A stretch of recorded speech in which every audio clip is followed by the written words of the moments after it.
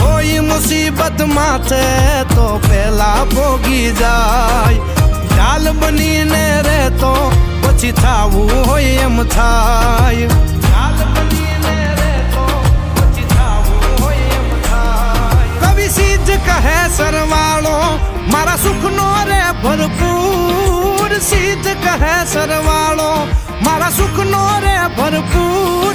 હું 24 કેરેટ હોનું મારો ભાઈ બધ કોહીનું.